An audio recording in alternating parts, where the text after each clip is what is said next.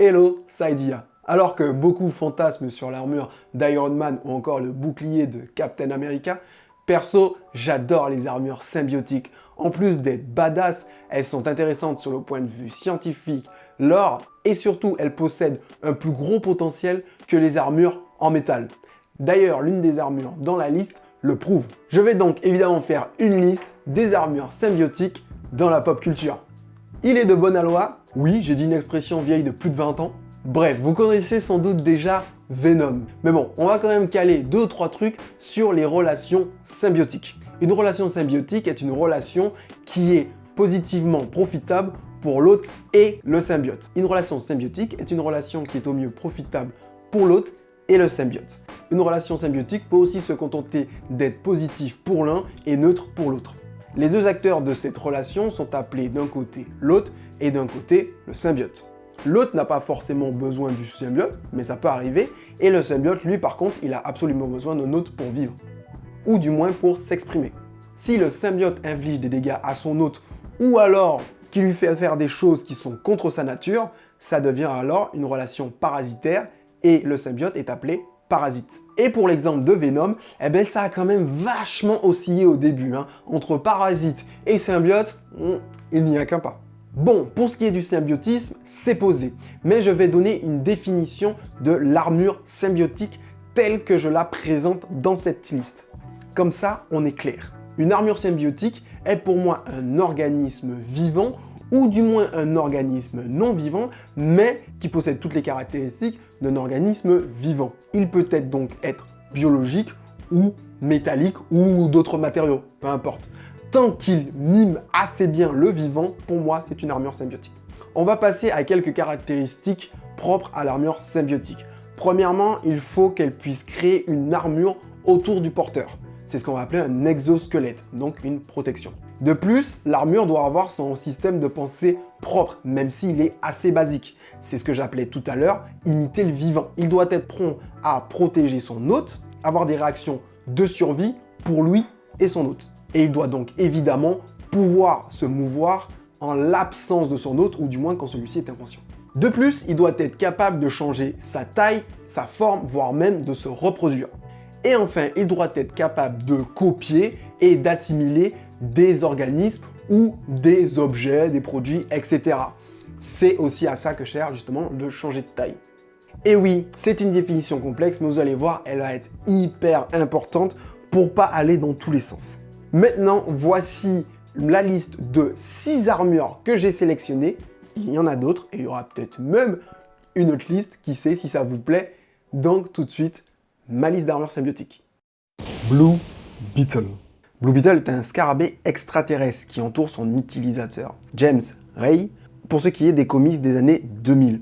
Le scarabée possède sa propre volonté. Il a besoin d'un hôte pour exprimer ses capacités et offre à son porteur un exosquelette presque impénétrable. Ouais, exosquelette, scarabée, vous avez compris. La capacité de voler, de modifier son organisme pour créer des armes, par exemple, ou encore lancer des rayons d'énergie. Et faire du papier avec sa peau, mais ça, bon, voilà. On est donc bien sur une armure symbiotique. Rubilax, le chouchou. Rubilax est un chouchou, ce qui se rapproche d'un démon pour le monde des 12. Les chouchous sur Terre sont placés sous la surveillance de chevaliers chouchous, car ils peuvent prendre possession des douziens, les humains quoi.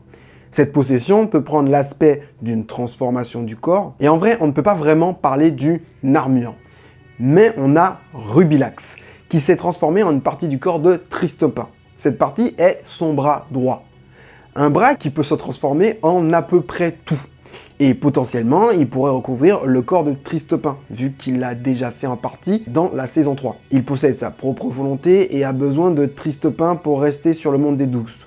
Donc, on va dire que c'est un symbiote en devenir. Et on peut facilement théoriser que si Rubilax peut le faire, les autres symbiotes peuvent aussi le faire. D'ailleurs, le jeu Waven donne quelques indications assez claires sur une symbiose entre un organisme et un douzien. Chouchou ou pas, là est la question et nous y reviendrons dans une autre vidéo. Les symbiotes dans Marvel. Il n'est plus très utile de présenter les symbiotes de l'univers Marvel. En effet, ils sont l'archétype même de l'armure symbiotiques, pouvant être déployés à tout moment, ayant leur propre conscience, pouvant modifier leur apparence pour s'adapter à toutes les situations, allant même à régénérer des parties de leurs hôtes. Ils sont l'armure symbiotique presque parfaite.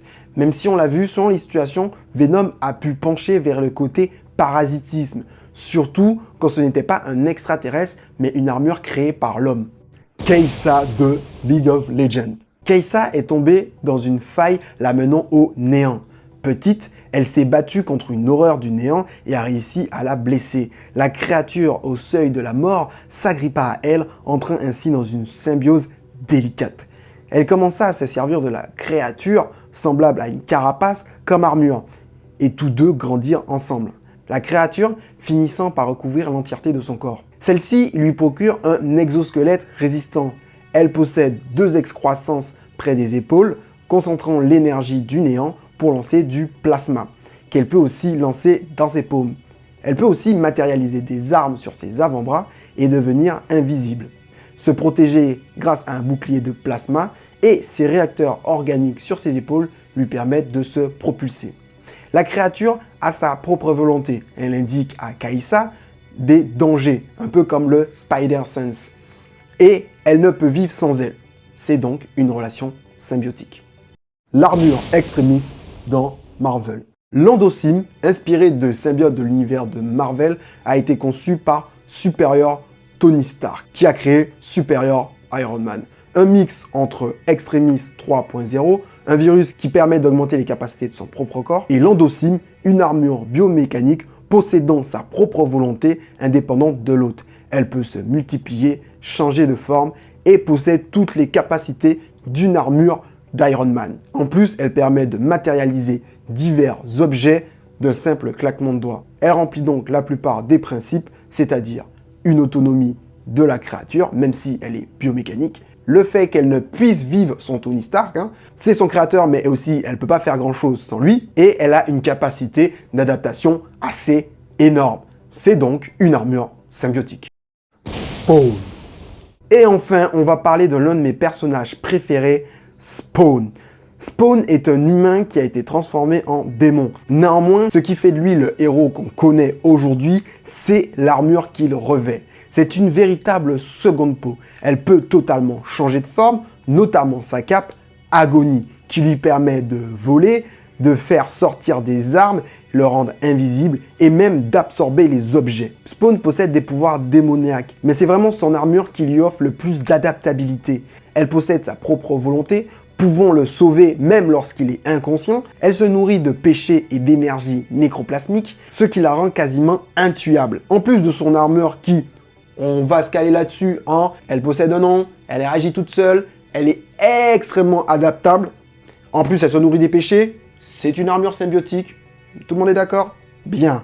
Donc, en plus de son armure, le personnage est juste incroyable. Et c'est sur cette recommandation que je finis cette liste. Voilà, les armures symbiotiques sont une vraie passion pour moi. Je les trouve extraordinaires. Il y a vraiment beaucoup de capacités. L'adaptabilité est vraiment le point fort de ces armures et surtout l'assimilation de différentes capacités qui, justement, mènent à cette adaptabilité si incroyable. D'ailleurs, souvent, beaucoup de capacités des armures symbiotiques sont inspirées du réel et peut-être même qu'elles le seront un jour.